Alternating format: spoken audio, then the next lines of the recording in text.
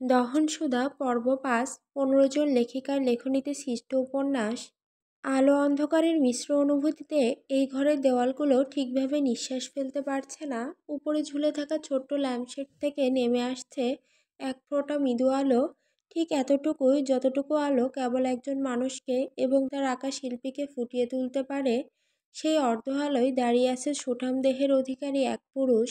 তার সামনে কাঠের ইজেলে টানটান হয়ে দাঁড়িয়ে থাকা ক্যানভাসে ধীরে ধীরে ফুটে উঠেছে এক অসাধারণ নারীরূপ। পুরুষটি আপাতত নীল শাড়ি পরিহিতা কোনো এক রমণীর ছবি আঁকতে ব্যস্ত। তার তুলির নরম স্পর্শে সে রং ছুঁয়ে দিচ্ছে রমণীর মুখের বাঁকে। চুলের আলগা উড়ন্ত রেখায় চোখের কোণে লুকিয়ে থাকা অদ্ভুত সব রহস্যে পুরুষটির দৃষ্টি, মন, অনুভূতি সবকিছুই থমকে আছে কেবল শুধুমাত্র সেই রমণীর অপরূপ সৌন্দর্যের পানে। সে কেবল একমনে বিড়বিড় আওড়াচ্ছে, ইউ আর মাই ফেইরি। ছবি আঁকা শেষ হতেই লোকটি রং তুলি রেখে বেরিয়ে আসে সেখান থেকে, প্রবেশ করে আধা অন্ধকারে ঢাকা অন্য এক অন্ধকার কক্ষে, যেখানে দেওয়ালের রং ম্লান কালো, যদিও বা ফার্নিচারের গায়ে ক্ষীণ আলো দেখা যাচ্ছে, তবে তাতে কি আসে যায়। সে গিয়ে বসল ভারী চামড়ার সোফায়। কেবল পেছন দিক থেকে তার অবয়ব স্পষ্টভাবে দেখা যাচ্ছে। এই ঘরের ক্ষীণ আলোর একমাত্র উৎস কেবল তার সামনে জ্বলতে থাকা মনিটরটি। সে মনিটরে তাকিয়ে আছে, না, মনিটরে থাকা এক অসীম সুন্দরী রমণীর দিকে তাকিয়ে আছে সে। রমণীটির রূপ লাবণ্যে আফগানি ছোঁয়া। আড়াল থেকে তোলা এই ছবিটি সুন্দরী রমণীর হাস্যোজ্জ্বল গল্পে ঘেরা। লোকটি চুপচাপ স্ক্রিনের দিকে তাকিয়ে থাকলো বেশ কিছুক্ষণ। তারপর হঠাৎ ভাঙা নিঃশ্বাসের মতো তীব্র কণ্ঠে বলে উঠল, আমার পরী, আমার অপ্সরা, আমার প্রতিটি নিঃশ্বাসের অন্তরালে লুকিয়ে থাকা এক ফালি স্বস্তি। বলো তো, আর কতদিন নিজেকে এভাবে দূরে রাখবে আমার থেকে? আমি বড্ড ক্লান্ত হয়ে গেছি নীল আলোয় মনিটরের স্ক্রিনে তোমায় দেখতে দেখতে। ছবিতে তোমাকে দেখে বরঞ্চ আমার দিন কাটে, কিন্তু রাতে, রাত যে আমাকে ছিঁড়ে খায়। আমি আর চাই না স্ক্রিনের নরম আলোয় তোমাকে দেখতে। আমি চাই তোমাকে ছুঁতে, তোমার গায়ে উষ্ণতা মিশে যেতে। কবে তুমি আমার পাশে বসবে? কবে তোমার কোলে মাথা রেখে দীর্ঘশ্বাস ফেলতে পারবো? সুন্দরী, তুমি কেবল আমার হয়ে থেকে যাও। এই অধমের যে তোমায় বড্ড প্রয়োজন, বড্ড বেশি। সে আবার নিচু স্বরে বলল, ইউ নো হোয়াট জান, তুমি সামনে থেকেও তোমাকে ছুঁতে পারি না, এটা আমার সবচেয়ে বড় যন্ত্রণা। দূর থেকে তোমাকে দেখলে আমার ভেতরে সব বাঁধন ছেড়া দেয়। মন চাই দৌড়ে গিয়ে তোমাকে জড়িয়ে ধরি, তোমাকে আমার বুকের ভেতর ঢুকিয়ে রাখি, লুকিয়ে রাখি দুনিয়ার সেই সব চোখ থেকে যারা তোমার ওপর নজর দেয়। তোমাকে শুধু আমার করে রাখার ইচ্ছেটা যে আমার কতটা হিংস্র তুমি জানো না, তবে জানবে খুব শীঘ্রই। হঠাৎ তার চোখের রং পাল্টে গেল নিমিষেই, কণ্ঠে জমাট বাঁধল রাগ। তীব্র আক্রোশ নিয়ে সে বলে উঠল, কিন্তু, কিন্তু, কিন্তু, আমার এই ফাকিং মার্কা বাপের জন্য পারি না। কথাটা বলা মাত্র তার চোখের আগুন নিভে গেল। সেথায় জায়গা নিল দুঃখ। আমার বাবা আমাকে ভালোবাসে না জানো। ভালোবাসলে আমাকে এত কষ্ট দিত বলো তো? সে জানে আমি তোমাকে কতটা ভালোবাসি, কতটা চাই।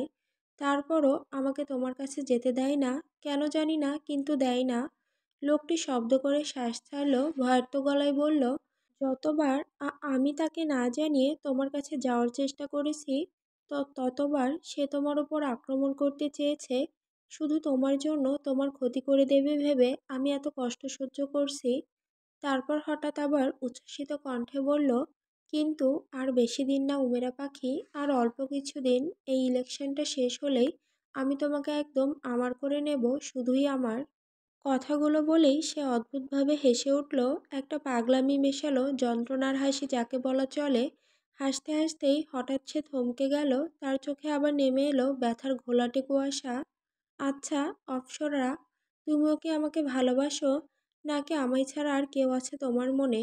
সে চোখ নামিয়ে হাসল, পুনরায় বলল, থাকলে সমস্যা নেই, আমি তাকে দুনিয়া থেকেই মুছে ফেলবো।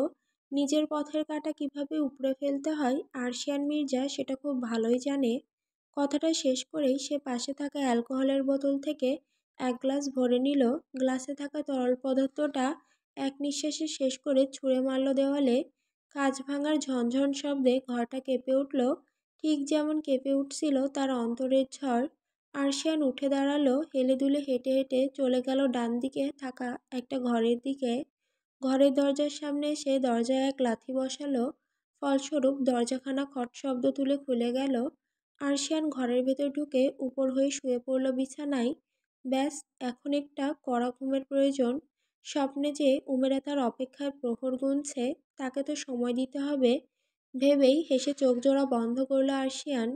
সকাল ৮টা। ওয়াজেদ বাড়ির সকলে খাবার টেবিলে বসে আছে। সবার সামনে খাবার পরিবেশন করছে নাসিফা বেগম, আর তাকে সাহায্য করছে অল্প বয়সী এক মেয়ে, নাম ফুলি। সে এই বাড়ির কাজের মেয়ে, প্রায় ৫ বছর ধরে এই বাড়িতে কাজ করে আসছে। খুব বাধ্য আর শান্ত স্বভাবের মেয়ে, সবসময় হাসিখুশি মনে কাজ করে। নাসিফা বেগমও বাড়ির সবাই তাকে খুব স্নেহ করেন। খাবার টেবিলটা একেবারে নীরব। মৌনতা ভেঙে হঠাৎ শুদ্ধ বলে ওঠে, আপনার কি মনে হচ্ছে না বাবা, ওই পাটোয়ারিরা বেশি বাড়াবাড়ি করছে?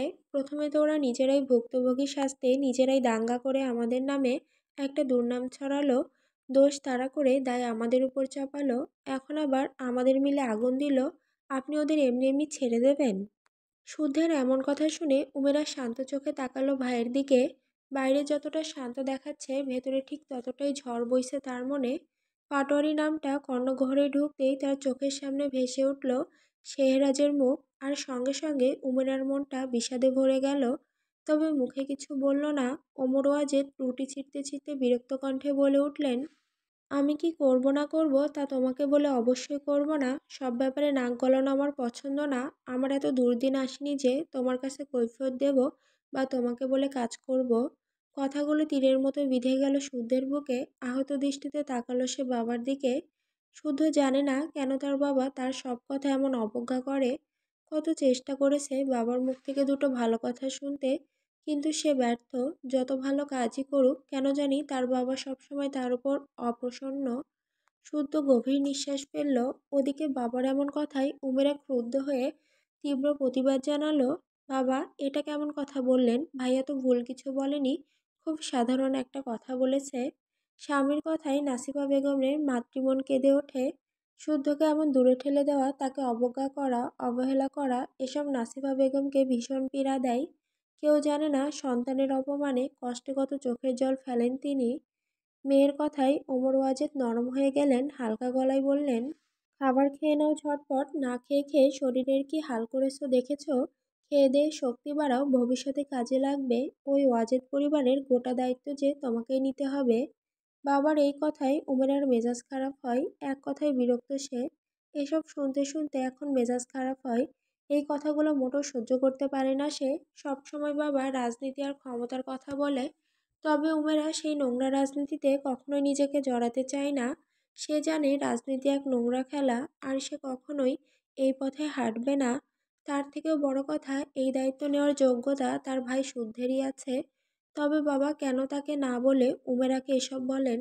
উমেরার খুব করে বলতে ইচ্ছা করলো, আপনার পরে রাজনীতির মাঠে শত্রুকে টেক্কা দিতে আমার ভাই আছে, সে আপনার চাইতে ভালো সামলাতে পারবে সব। সেই যোগ্যতা আমার ভাইয়ের আছে। জানি না কেন আমার ভাইকে আপনার চোখে পড়ে না। তবে আপনি যাই করুন না কেন, রাজনীতিতে আমি কখনো নিজের নাম লিখাবো না বাবা। রাজনীতি করতে গেলে পশু হতে হয়, মনুষ্যত্ব খোয়াতে হয়, মানুষের মৃত্যুর কারণ হতে হয়। আমি তা কখনো হতে পারবো না। আমি মানুষ বাঁচাতে চাই, মারতে নয়। মনের কথাগুলো মনেই রয়ে গেল। সব সময়ের মতো মুখে কিছু না বলে খাবারে মন দিল উমেরা। হঠাৎ উমেরার চাচা খাবার চিবোতে চিবোতে বলে ওঠেন, ভাইজান, একটা কথা বলতে চেয়েছিলাম। কথাটা উমেরা আম্মুকে নিয়ে যদি অনুমতি দেন তবে বলি। কথাটা শুনে উমেরা, নাসিমা বেগম আর ওমর ওয়াজেদ সকলেই নড়েচড়ে বসেন। শুদ্ধের কোনো হেলদোল দেখা গেল না। সে নিজের খাওয়ায় মনোযোগী। রুটি ছিঁড়ে মুরগির ঝোলে চুবিয়ে মুখে পুরে বলল, উমেরা কি কোনো ভুল করেছে চাচা যান? ভাইয়ের এমন কথা শুনে উমেরা ভাইয়ের পানে চায়, কারণ শুদ্ধ এমন কথা বলছে, তার মানে চাচা যান কি বলতে চায় তার সম্পর্কে শুদ্ধ অবগত। উমেরা আর আগ্রহ দেখালো না। তার ভাই কথা বলছে মানে কোনো সমস্যা হলে ঠিক সামলে নিবে। চাচা যান দুদিকে মাথা নেড়ে হেসে বললেন, আরে না আম্মু, আবার কি করবে? আর বলিস না, আমার বন্ধু সমরেশ আছে না, ওর ছেলে এতটুকু বলতেই শুদ্ধ নিজের ক্রোধ বিরক্তি আড়াল করে খুবই শান্ত কণ্ঠে বলে উঠল, বাদ দিন চাচা যান, ওনাদের না করে দেবেন। ওই পরিবারে আমার বোন দেব না। আপনার বন্ধুর ছেলের নারী দোষ আছে, নানা ক্লাবে মেয়েদের নিয়ে ফুর্তি করে, জেনে শুনে চরিত্রহীন মানুষের কাছে বোন দেব না আমি। শুদ্ধের এমন কথায় ভদ্রলোক অপমানিত বোধ করলেন। থমথমে গলায় বললেন, আমি তো শুধু বলতে চেয়েছিলাম যে ওরা প্রস্তাব রেখেছে। ভাইকে পুরোটা শেষ করার সুযোগ না দিয়ে ওমর ওয়াজেদ রেগে শুদ্ধকে বলে উঠলেন, তুমি এত কথা বলো কেন? তোমাকে কি কেউ বলেছে সব ব্যাপারে কথা বলতে? আমার মেয়ের ব্যাপার আমি বুঝে নিব, সব ব্যাপারে মাথা ঘামাবে না। শুদ্ধ তেজি গলায় জবাব দিল, উমেরা যেমন আপনার মেয়ে তেমনি সে আমার বোন বাবা, আর আমি আমার বোনকে জেনে শুনে জাহান্নামে ফেলতে দেব না। সুধের তেজি কণ্ঠে ঘর গরম হয়ে উঠল, সবাই চুপ করে গেল। শুধু পুনরায় গম্ভীর কণ্ঠে বলল, আগামী দিনগুলো খুব খারাপ যাবে। আমি চাই না এসবের সঙ্গে আমার বোনকে জড়াতে। খুব দ্রুত ওর বিয়ের ব্যবস্থা করব।